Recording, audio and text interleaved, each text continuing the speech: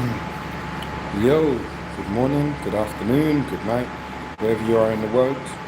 My name's Ricky Ricardo. I'm talking to you from sunny Saudi Arabia. It's going to be a quick one, guys. Today I want to talk about is KSI and the Misfits boxing ruining real boxing?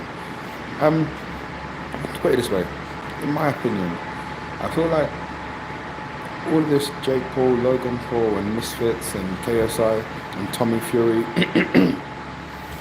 they've put a lot of eyes on the sport, and through them and these competitions, these shows, these events, um, loads more people are now interested in boxing and want to participate in boxing, and giving the local boxing gyms a new lease of life.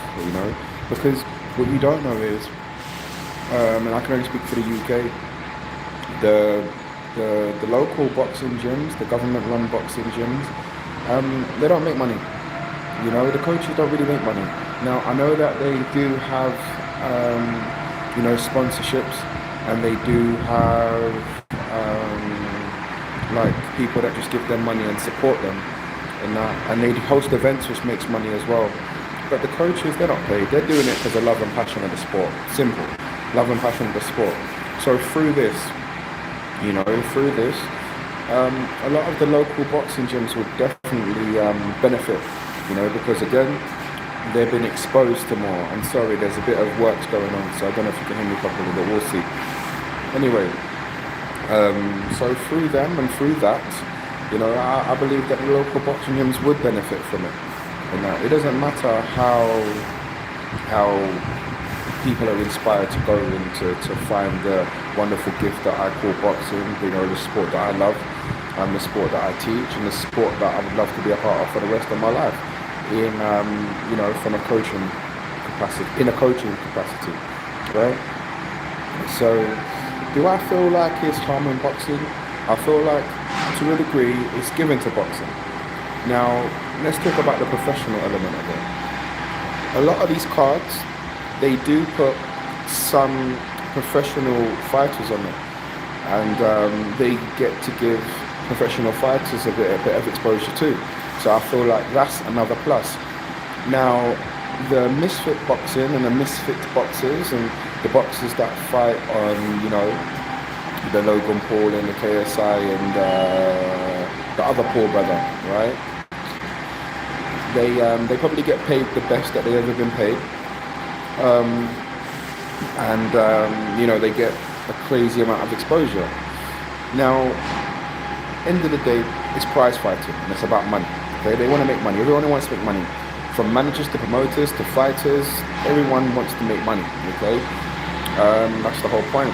Why would you want to get punched in your head for free? And a lot of fighters, they get, when they're starting their career, they get. I broke off a little bit there. Sorry, I lost connection. So I can see the frustration with, the up-and-coming fighters that have damn near been getting punched in the head for basically free. Okay, so when a novice influencer fighter is getting paid more than them, I can see the frustration. And I feel like professional boxing Sorry, got cut off again. So I know that a lot of the professional boxers have learnt from the influencers to step their social media game up. So again, that's another benefit, okay? Now, because as I said before, it's all about money. People want to make money. From promoters to managers to fighters, especially the fighters, they want to make money, okay? How I feel like it could potentially affect professional boxing is if the promoters stop promoting professional boxing, right? Because of the simple fact that the people that are promoting the influencer boxing are making more money, right? I feel like in the long run that could affect professional boxing, and I feel like we're a long way away from even considering that situation, right? But I feel like that's the only way is if the promoters say, you know what, why am I putting on these professional shows and only making this? Or sometimes they put on a professional show and lose money, okay? Why would we be doing that when I could get a couple of influencers and use their traffic and use their exposure to sell this event, whether it's going to be selling it online through pay-per-view or putting bums on seats. Like, why would I do that? So I can see how, influencer boxing is a bigger investment, but the problem is that, the foundation that the boxing was built on. If it wasn't for that, these influencer boxers wouldn't even have a platform. And there's a reason why a lot of these influencers, they choose boxing over MMA or whatever, because I'm not going to say boxing isn't as technical as the others, because it's very, very technical if you know boxing. But it's like, boxing is probably the most instinctive one of them all, because even babies can fundamentally punch. Like, babies can just punch.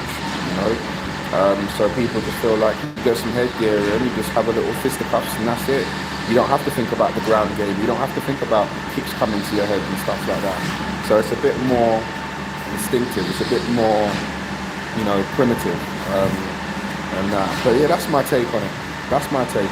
Listen, if you like this video and you enjoyed this video, please be sure to like, comment and subscribe. If you want to see more videos like this, please, and me giving my opinions on anything boxing related, just let me know. I'm signing off here. It's Review Ricardo from Unrestricted.